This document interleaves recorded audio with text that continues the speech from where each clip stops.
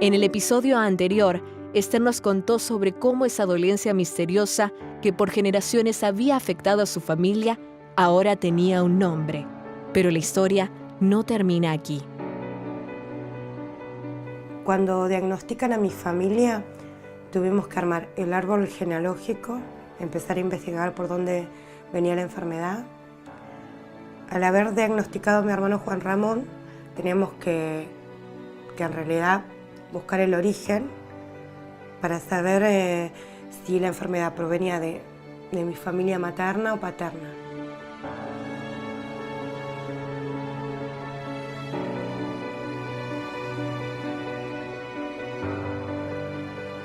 Buscamos, nos juntamos, charlamos y llegamos a la conclusión que la enfermedad provenía de mi abuela materna, porque era la que tenía síntomas. Ahí empezamos a armarlo. Ella tuvo 10 hijos, entre ellos mi mamá, que también dio positivo.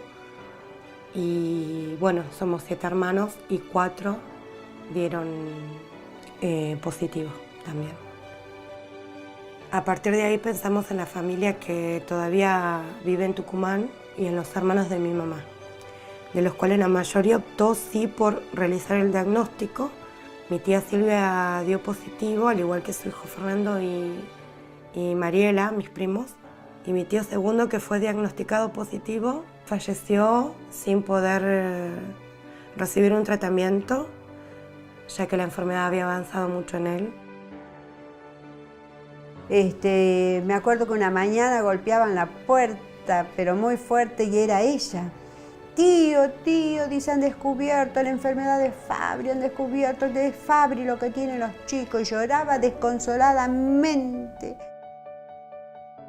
Entonces, nuestro primer viaje fue para contactar a los familiares directos que vivían en Ushuaia, en el mismo lugar que vivía el caso índice. Cuando construimos el árbol genealógico, aparece una parte de la familia, nos comentan que hay una parte de la familia que vive en Tucumán. Por lo tanto, nuestro segundo enfoque fue ir a conocer a los familiares que vivían en Tucumán.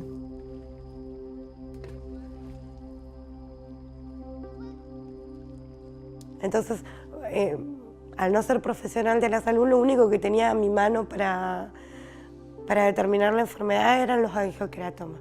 Ahí fue que empecé a revisar uno por uno. Cuando llegó mi prima, recuerdo que estábamos todos en mi casa, toda mi familia. La verdad que sentí temor a lo desconocido, porque no sabía qué es lo que era, pero también una alegría al saber qué es lo que podía tener y saber que me podría contestar todas las preguntas que tuve toda mi vida. Ella nos explicó todo, era mucha incertidumbre, pero a la vez digo, bueno, capaz que ya es como un alivio de saber qué es lo que tiene de tantos años que estuvo con esto. Cuando le diagnostica la enfermedad de Fabry, se puede imaginar que para nosotros fue una explosión, ¿no? Para toda la familia. Saber enfermedad de Fabry, ¿qué es eso? ¿Qué es la enfermedad de Fabry? Nadie sabía qué es lo que era.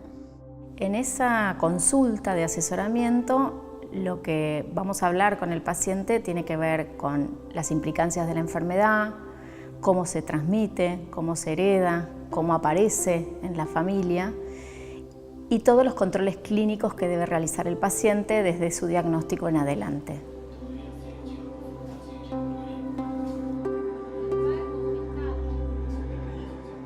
Una vez realizado el diagnóstico, uno tiene que evaluar a ese paciente, o sea, ver la parte cardiológica, la parte nefrológica, la parte neurológica es importante, porque uno tiene que tener un punto de partida de cómo está el paciente en ese momento y poder hacer el seguimiento y posteriormente el tratamiento de este paciente.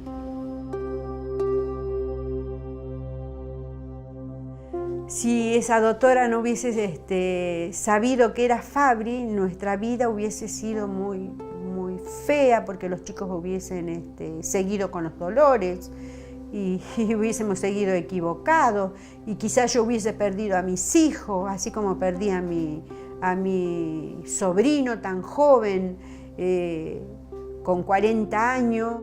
Y en este camino de recorrido de años, visita a diversos especialistas que muchas veces sospechan otros diagnósticos, incluso a veces se realiza un diagnóstico erróneo.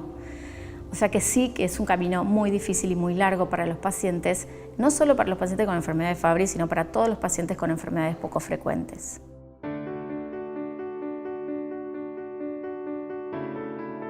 Yo he sufrido muchísimo con mi hijo, muchísimo he sufrido con mi hijo, he sufrido con mi hermana. No se imagina lo que era ver a mi hermana tirada, no se imagina lo que era ver a mi hermano tirado en la cama, con dolores, a mi hijo, verlo, que yo decía, pero no hay esperanza para nada con este chico. ¿Qué podríamos hacer? Claro, ¿qué podemos hacer? ¿Qué podemos hacer? Yo a Andrea la conocí a los 18 años. Ella me conoció cuando no fui diagnosticado todavía y bueno, yo le ocultaba, no quería que sepa de los dolores que yo tenía. Tenía miedo que ella piense lo que pensamos por ahí la mayoría, de que estaba mintiendo, fingía los dolores y me daba vergüenza.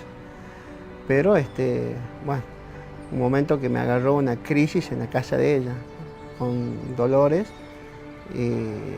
Y bueno, ahí ella se enteró de los síntomas que yo tenía. La verdad también era triste y pesado para mí, porque él al estar con las crisis que tenía semanas, yo tenía que hacerme cargo de mis 2 hijos sola. Entonces, la alimentación en Fabry no tiene que detener la vida en nada. No tiene que ser una causa de depresión. Tiene que ser tomado con naturalidad, por más que uno lo rechace, para no quedarse, para disfrutar, para vivir, para saber que se tiene. Nuestro relato continúa en el tercer episodio. La familia vive un gran cambio, una nueva forma de ver y abrazar la vida.